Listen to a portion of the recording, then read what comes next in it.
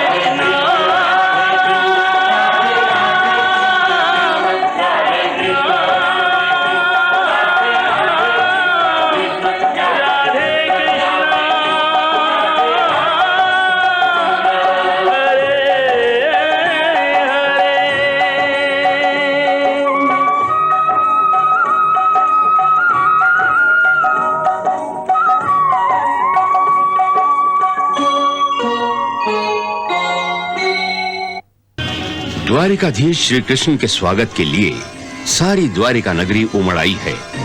इस भीड़ में चरवाक राक्षस भी है, जिसे असुरराज वज्रनाभ ने कृष्ण को धोखे से मारने के लिए भेजा है। परंतु बलराम अनर्थ होने से पहले ही उसे ताड़ लेते हैं और अपनी गदा से उसका अंत कर देते हैं। देवी रुक्मणी द्वारकाधीश का भाव विभोर होकर स्वागत करती है। श्री कृष्ण अपने माता पिता देवकी और वसुदेव से मिलने जाते हैं। देवकी अपने 6 दिवंगत पुत्रों से मिलने की इच्छा प्रकट करती है। मैं अपने पुत्रों को सीने से लगाना चाहती हूँ दयाधन। मैं अपने पुत्रों को जी भर के देखना चाहती हूँ। अपने पुत्रों के दर्शन से अधिक मूल्यवान वस्तु संसार में और कोई भी नहीं है। इसलिए हमारे दिवंगत पुत्रों के हमें दर्शन करा दीजिए प्रभु। हमें दर्शन करा दीजिए। तथास्तु। क्षमा करें प्रभु, परंतु आपके वो 6 भाई यमलोक में नहीं हैं। आप तो सब कुछ जानते हैं प्रभु।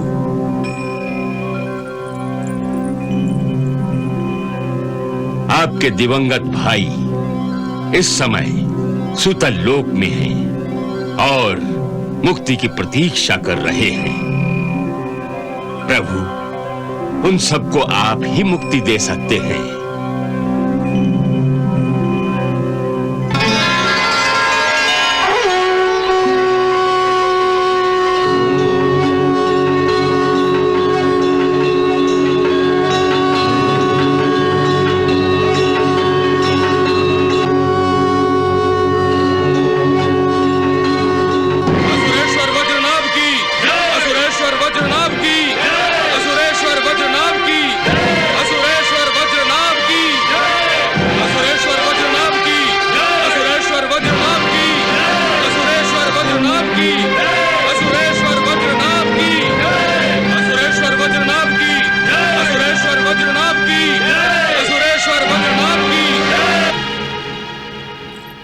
तुम दोनों वज्रनाभ की जय जयकार सुन रही हो ना?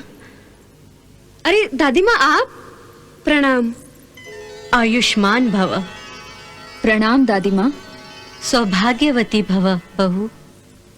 औपचारिकता त्याग दो। इस समय हम सभी जीवन मृत्यु की सीमा रेखा पर खड़े हैं। दादी माँ, ये कैसी अशुभ बातें बोल रही हैं आप? मैं तुम्हें वास्तव बता रही हूँ सुमति। तुम वज्रनाभ की पत्नी हो। राजकुमारी प्रभावती वज्रनाभ की पुत्री है। प्रभावती, तुम्हारे पिता साक्षात भगवान को चुनौती देने जा रहे हैं। द्वारिका पृथ्वीवासियों के लिए बैकुंठ धाम के बराबर है और उसी द्वारिका पर आक्रमण करने की मूर्खता कर रहा है वज्रनाभ। अब ये बात ढकी छुपी नहीं है कि श्री कृष्ण ही भगवान है, परंतु दुर्भाग्य से व्रजनाभ ये बात मानने को तैयार नहीं है और तुम दोनों भी ये बात समझने को राजी नहीं हो। नहीं दादी माँ, ऐसी कोई बात नहीं है। तो जाओ जाकर समझाओ अपने पिता को, जो द्वारिका पर आक्रमण की भूल करने से और श्री कृष्ण से ईर्ष्या करने का पाप करने से रोको। भगवान तो सर्वशक्तिमान है, इसलिए भगवान के सामने अपनी शक्ति का प्रदर्शन करना मूर्खता है। भगवान के सामने उस शक्ति का प्रदर्शन ही क्या जो भगवान की ही देन है। सुमति, प्रभावती, अपने माता पिता से क्या कोई ईर्ष्या करता है? क्या कोई अपने माता पिता से द्वेष करता है? क्या कोई अपने माता पिता के अस्तित्व को मिटाने की महत्वाकांक्षा रखता है? श्री कृष्ण तो हम सभी के माता पिता हैं। वो सृष्टि के रचयिता हैं। ये सृष्टि उन्हीं की लीला है। उनकी कृपा दृष्टि से मृत्यु भी सहज, सुंदर और सुसक्ष्य हो जाती है और उनके क्रोध से जीवन भी मृत्यु से भयंकर हो जाता है। पुत्री,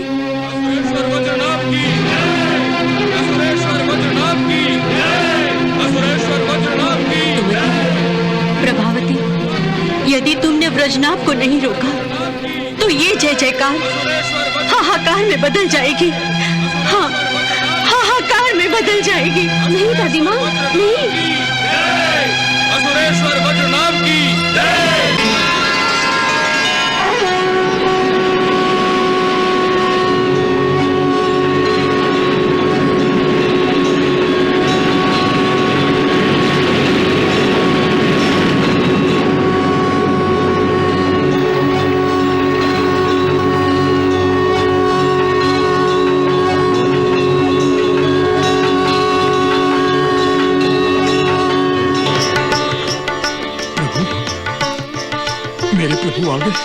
मेरे प्रभु आ गए।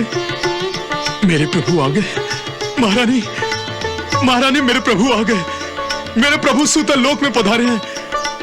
आज बरसों के बाद हमारी प्रतीक्षा का अंत हुआ है। प्रभु ने यह सूतल लोक में पधार कर इस तुच्छ भक्त बलि को अनुग्रहित कर दिया है। आज हम अपने प्रभु के दर्शन करेंगे। आज हम प्रभु के दर्शन करेंगे। आप सब प्रभु के भव्य स्वागत की तैयारियां कीजिए। उनके मार्ग पर फूल बिछा दीजिए ताकि उनके श्री चरणों को यहां तक आने में कोई कष्ट ना हो। महाराज बलि के इस संपूर्ण सूतल लोक को सुशोभित कर दीजिए, सुगंधित कर दीजिए।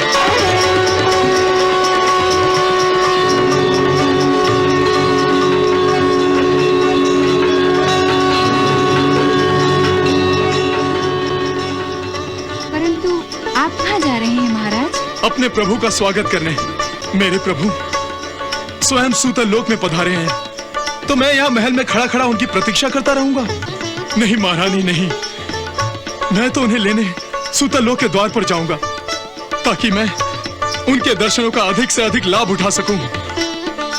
जब तक प्रभु ये सुतलोक में रहेंगे, मैं उनकी सेवा करता रहूंगा। मैं उनकी अधिक से अधिक सेवा करके पुण्य कमाना चाहता हूं। अब मुझे क्षण भर के लिए भी देर नहीं करनी चाहिए। प्रभु, मेरे प्रभु, मेरे प्रभु।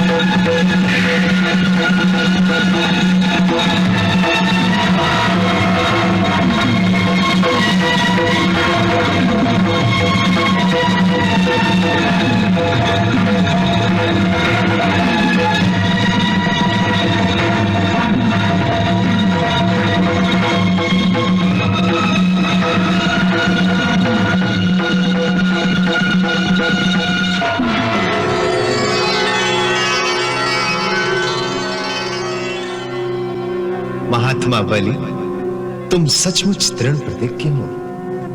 हम तुमसे अति प्रसन्न हैं। गुरु के श्राप और हमारी माया से भी भयभीत नहीं हुए। सब कुछ खोकर भी तुमने अपना वचन पूरा किया है। अतः हम तुम्हें वो स्थान देते हैं जो बड़े बड़े देवताओं के लिए भी प्राप्त करना कठिन है। सावर्णी मनवंतर में तुम्हें मेरे परम भक्त इंद्र का पद प्राप्त होगा। तब तक तुम सुतल लोक में अपने दादा महाराज प्रहलाद के साथ आनंद पूर्वक निवास करो।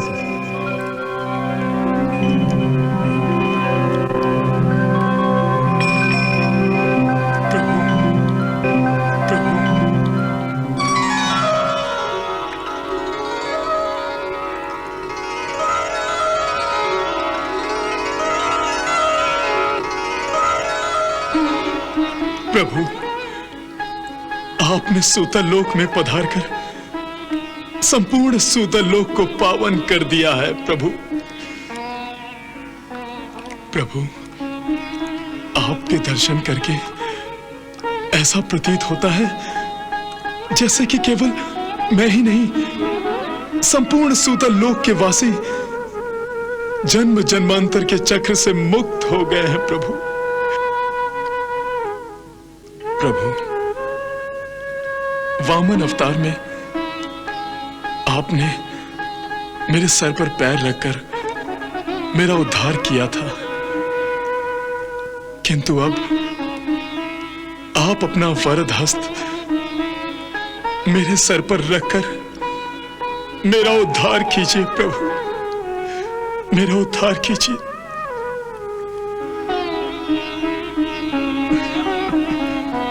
तथास्तु। हे दैत्यराज बलि, तुम महात्मा हो। जब तक यह संसार रहेगा, तुम्हारा नाम भक्तों की श्रेणी में सबसे आगे रहेगा। लोग तुम्हें आदर और श्रद्धा से स्मरण करेंगे।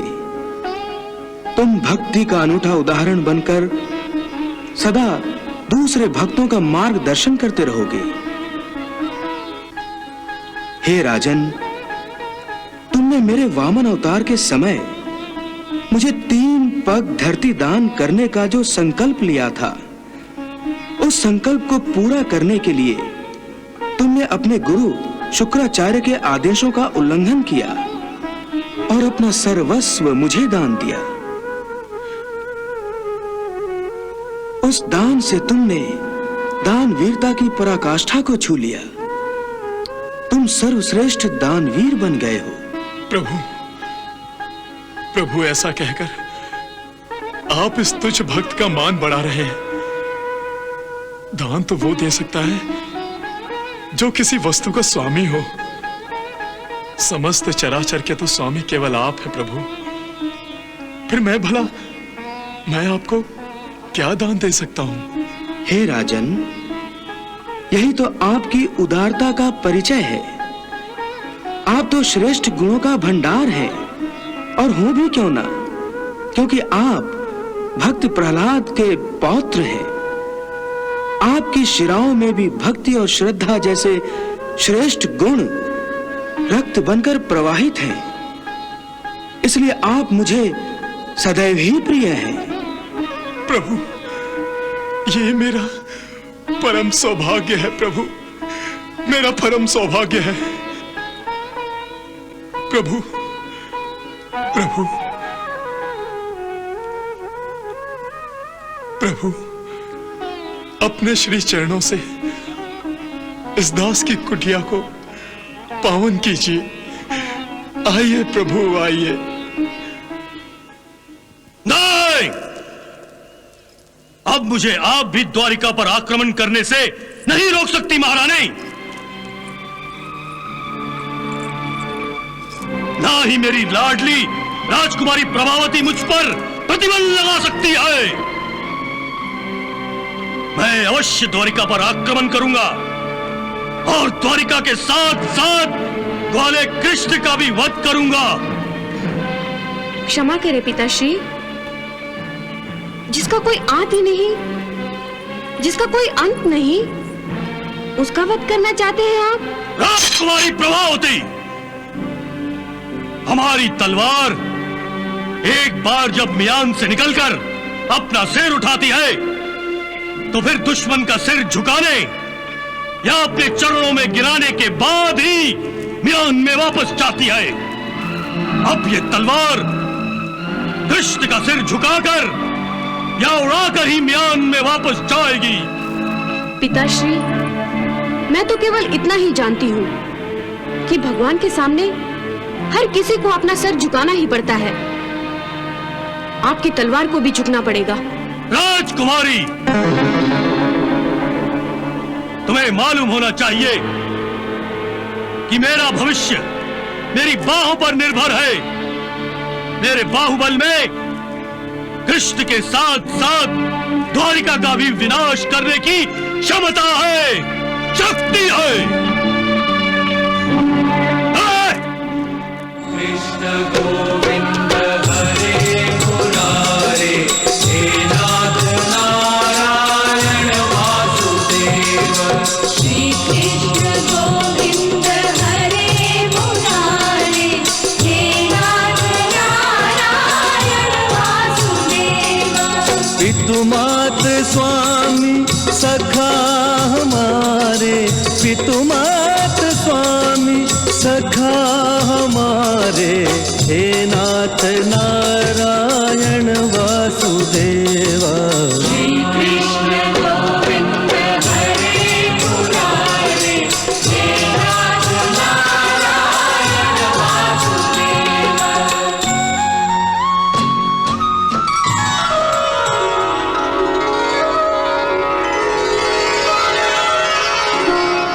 हे प्रभु, हम सभी आपको बार बार प्रणाम करते हैं। आपके दर्शन प्राणियों के लिए अत्यंत दुर्लभ हैं, किंतु आपने स्वयं सुतल लोक में पधारकर हमें अनुग्रहित कर दिया है। हे सच्चिदानंद स्वरूप श्री कृष्ण, आप तो संपूर्ण जगत के निर्माता हैं। आप ही परब्रह्म परमेश्वर हैं। हे योगेश्वर, हे योगेश्वरों के अधीश्वर, आप मुझ पर ऐसी कृपा कीजिए कि मेरा चित्त, मेरा ध्यान, मेरा मन, मेरा सब कुछ आपके श्री चरणों में लगा रहे। हे प्रभु, हम तो सेवक हैं आपके। हम सेवकों को अपनी कृपा से निष्पाप बना दीजिए प्रभु। हमारे पापों को नाश कर दीजिए, क्योंकि जो मनुष्य संपूर्ण श्रद्धा से आपकी आज्ञा का पालन करते हैं, वो इस समस्त संसार के बंधनों से मुक्त हो जाते हैं। हे प्रभु, आज भगवान स्वयं अपने भक्त के द्वार पर पधारे हैं। बताइए प्रभु, मुझसे क्या सेवा चाहते हैं? हे दैत्यराज, मरीचि प्रजापति की पत्नी पूर्णा ने 6 देवताओं को जन्म दिया था। इन 6 देवताओं ने परम पिता ब्रह्मदेव का उपहास किया। उन्हें इस अपराध का दंड देने के लिए ब्रह्मा जी ने उन्हें शाप दिया, जिससे इन 6 देवताओं को असुर योनि में जन्म लेना पड़ा। तुम्हारे ही कुल में हिरण्यकश्यप के यहाँ इन 6 देवताओं का जन्म हुआ। शाप से मुक्ति न मिलने के कारण ये 6 देवता जन्म जन्मांतर के चक्र से मुक्त नहीं हुए, अलग अलग योनि में जन्म लेते रहे। हे महाबली, अंत में ये 6 देवता योग माया की शरण में गए और योग माया ने द्रवित होकर उन्हें मेरी माता श्री देवकी के गर्भ में छोड़ दिया। देवकी माता ने 6 देवताओं को जन्म दिया और इनके जन्म लेते ही मेरे मामा कंस ने इन्हें मार दिया। हे महात्मा बलि, मैं अपने उन्हीं 6 भाइयों को वापस पृथ्वी लोक पर ले जाने के लिए आपके पास सूतल लोक आया हूं।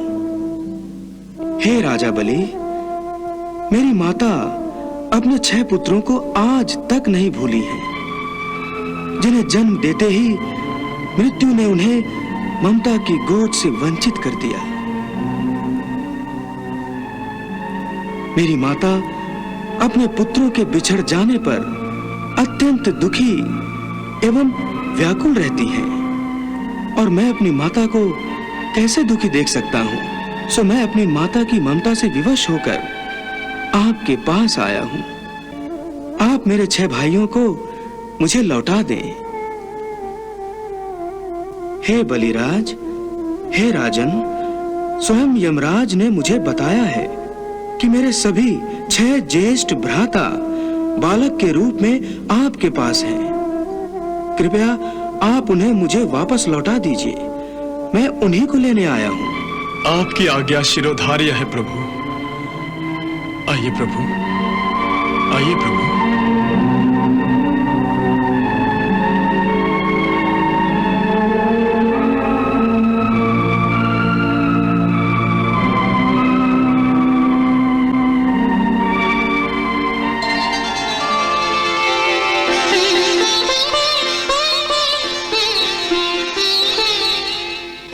प्रभु,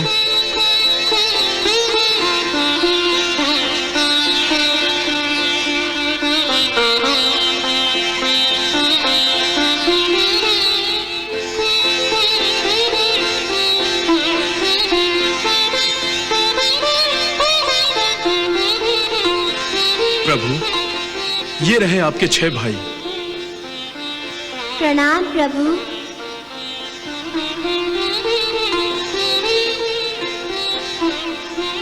हमें सूतलोक के बंधन से मुक्त कीजिए प्रभु। हमें मुक्ति प्रदान कीजिए प्रभु। तथास्तु। अब हम इनके साथ पृथ्वी लोक जाना चाहते हैं। हमें अनुमति दीजिए बलिराज। प्रभु, पृथ्वी लोक जाएंगे। अपने इस तुच्छ भक्त पर सदा ही कृपा बनाए रखिए। अपने श्री चरणों में स्थान दीजिए प्रभु। हे महाबली, चरणों में नहीं, आप सदा ही हमारे हृदय में वास करेंगे। प्रभु,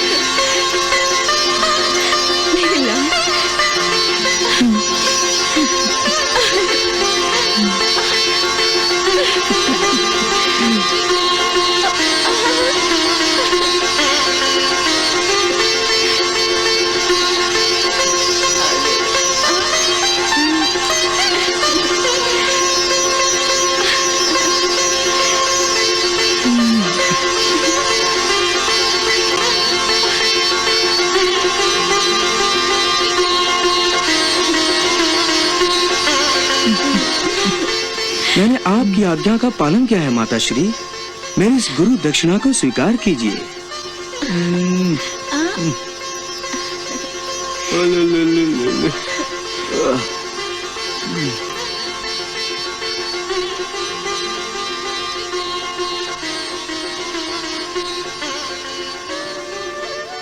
हे मधुसूदन, आज आपने मेरे हृदय की आग को शांत कर दिया है। मेरे बच्चों के कोमल स्पर्श से जीवन का अधूरापन नष्ट हो गया है।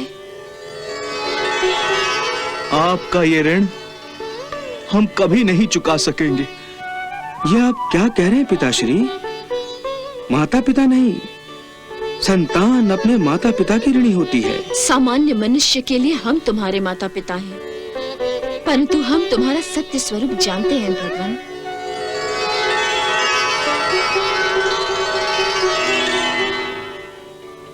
आप पर ब्रह्म परमात्मा हैं। आप ही पुराण पुरुष हैं, आप ही विष्णु हैं।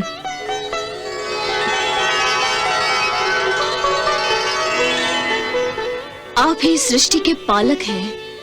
आप समस्त प्राणियों के पिता हैं और माता भी आप ही हैं। इसीलिए हम आपके माता पिता नहीं, आप ही हमारे माता पिता हैं। हे चक्रधारी, मेरी ममता का आनंद तुम्हारे कंस मामा ने नष्ट कर दिया था, लेकिन आज इन 6 पुत्रों के रूप में मेरी प्यासी ममता को तुमने तृप्त कर दिया है। ऐसा दिव्य चमत्कार वही कर सकता है जिसके हाथ में जीवन मृत्यु दोनों हो। हे अखिल ब्रह्मांडों के नायक, आपकी लीला अगाध है। प्रलय के समय आप संपूर्ण विश्व को अपने शरीर में वैसे ही स्वाभाविक रूप से धारण करते हैं जैसे माता अपनी संतान को गर्भ रूप में धारण करती है। वही परम पुरुष परमात्मा जब मेरे गर्भवासी हुए, ये आपकी अद्भुत लीला नहीं तो और क्या है? माताश्री, पिताश्री, ये सब उस वरदान का परिणाम था। वरदान? हाँ पिताश्री। परंतु हमें कब वरदान प्राप्त हुआ था?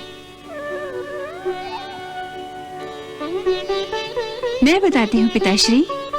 स्वयंभू मनवंतर में जब आप दोनों का पहला जन्म हुआ था, तब पिताश्री आप सुतपा नाम के प्रजापति थे और माताश्री आपका नाम प्रश्नी था। आप दोनों ने प्रभु की घोर तपस्या की थी।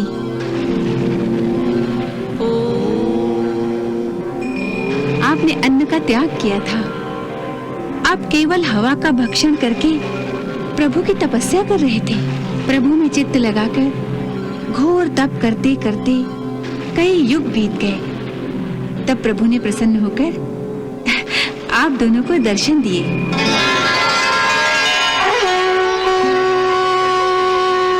हे सुतपा, हे प्रश्नी,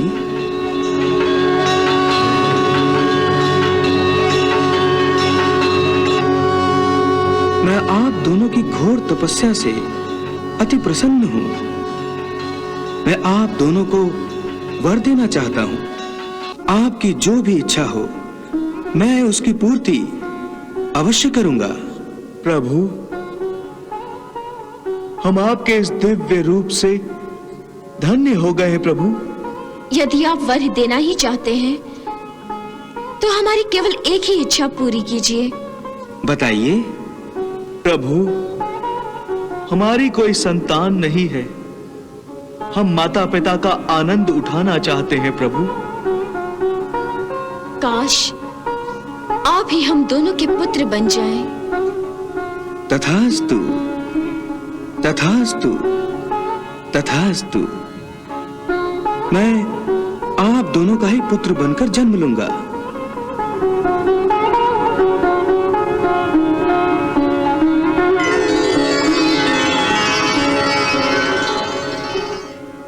प्रभु ने आवेश में 3 बार तथास्तु कहा था, इसलिए वो 3 जन्मों तक आप दोनों के पुत्र बनकर जन्म लेते रहे।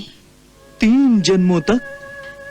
मैं 3 जन्मों तक अपने कृष्ण कन्हैया की माँ बनी हूँ। हाँ माताश्री, आपको याद नहीं रहा होगा, आपके पहले जन्म में ही मैं आप दोनों का पुत्र बनकर जन्मा था और प्रश्न गर्भ के नाम से विख्यात हुआ था।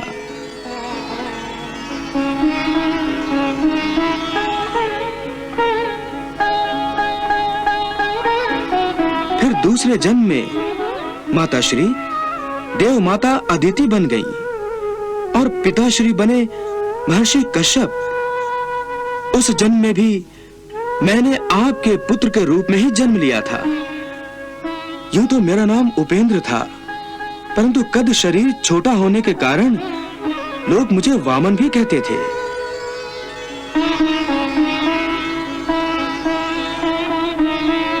और अब आप दोनों के इस तीसरे जन्म में भी मैं परंपरागत रूप से आपका ही पुत्र हूं।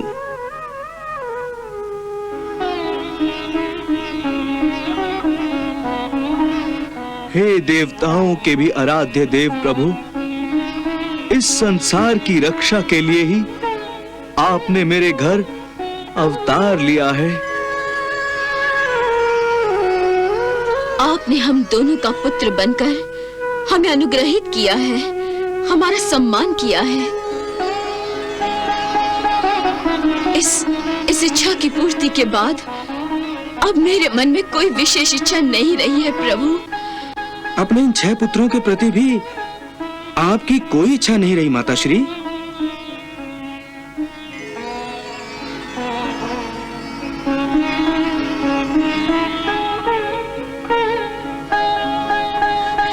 नहीं केशव, अब कोई इच्छा नहीं रही। अब मेरे मन में बार बार विचार आ रहा है कि कहीं इन 6 बच्चों को वापस लाने की मांग करके मैंने भूल तो नहीं की।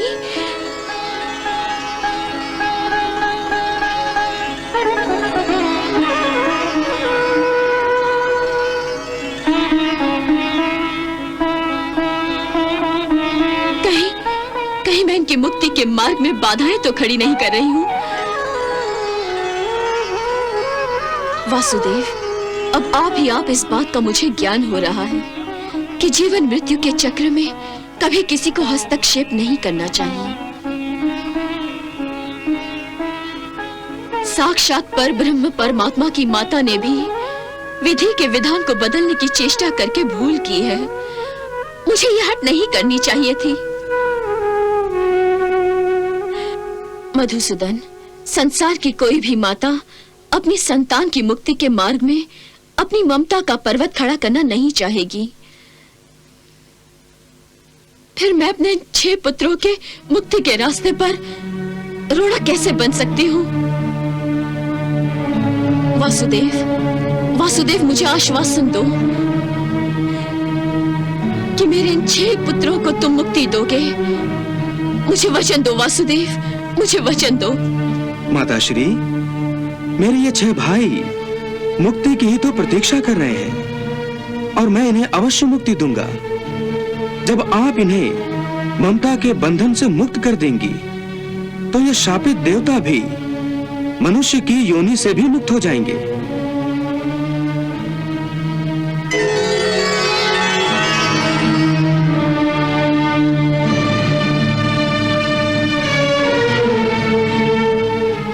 मैंने इन्हें अपनी ममता के बंधन से मुक्त कर दिया है।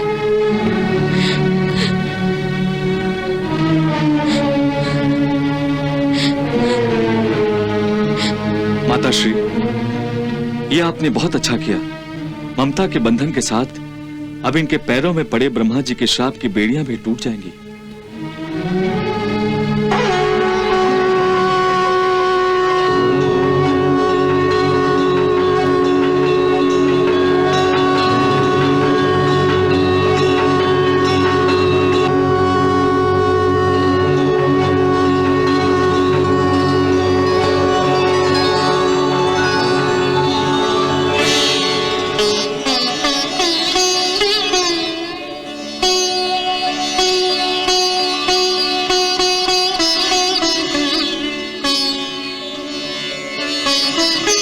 हे प्रभु, हे माताश्री, हे भगवान शेष, हम सबका आपको प्रणाम। कल्याणमस्तु।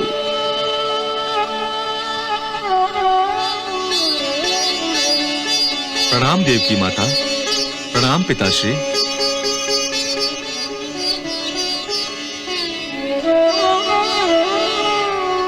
हे देवकी माता, हमने अपने ब्रह्मदेव का जो उपहास किया था, जिसके कारणवश मिले शाप से आपने हमें आज मुक्त करके अनुग्रहित किया है। आपको कोटि कोटि प्रणाम। प्रभु, अब हमें आज्ञा दीजिए।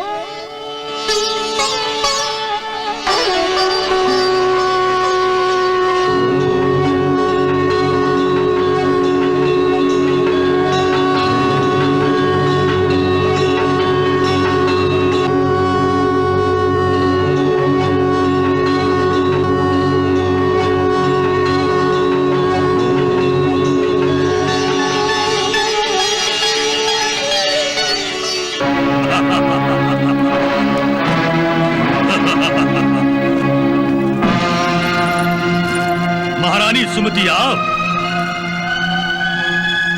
लगता है आप भी मेरी तरह द्वारिका पर विजय पताका लहराने के लिए उत्सुक हो रही हैं। आपकी ये इच्छा अवश्य पूरी होगी। हमारी द्वारिका पे विजय पताका अवश्य लहराएगी।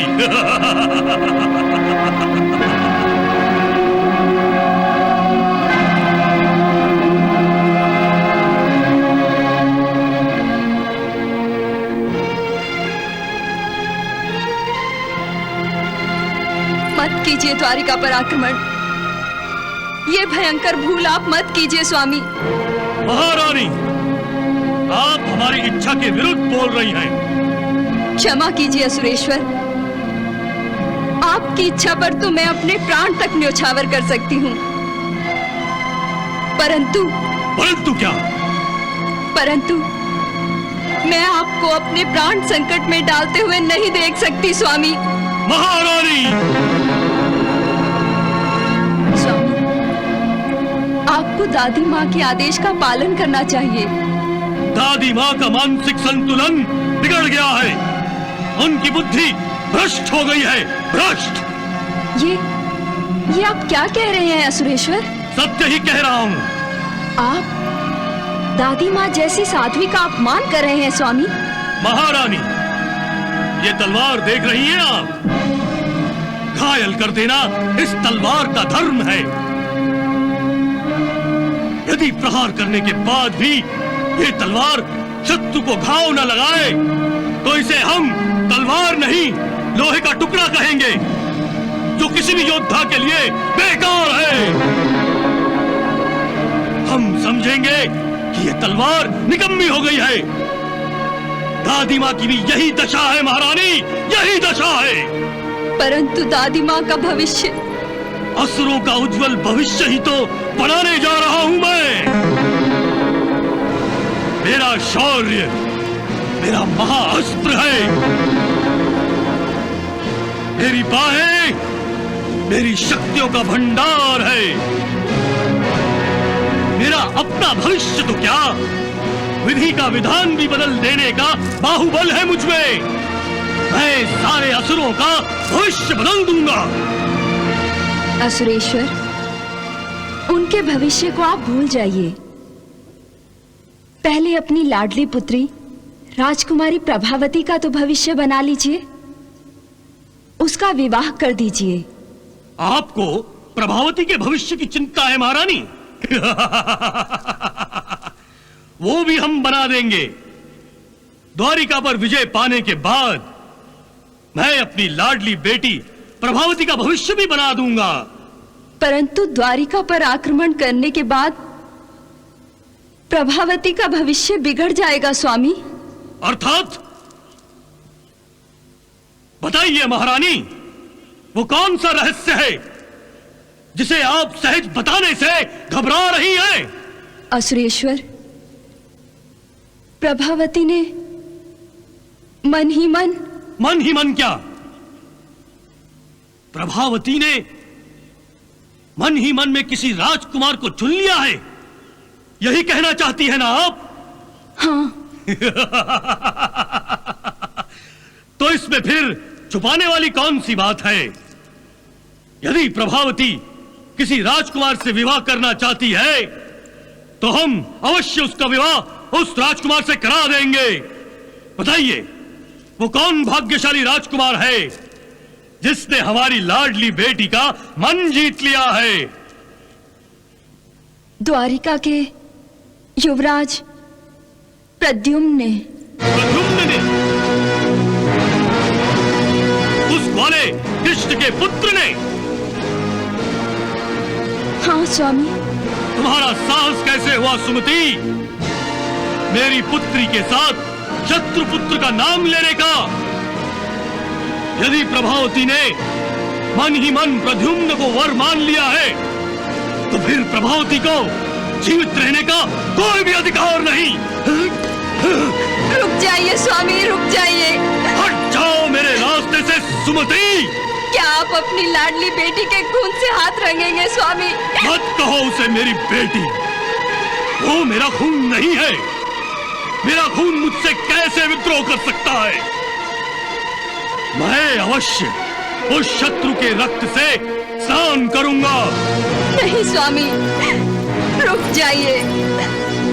आप आतुरताई विचारों के अधीन होकर अनर्थ करने जा रहे हैं स्वामी, अनर्थ। अनर्थ करने नहीं, बल्कि अनर्थ को उसके गर्भ में ही नष्ट करने जा रहा हूँ। हट जाओ मेरे रास्ते से स्वामी। कृष्णा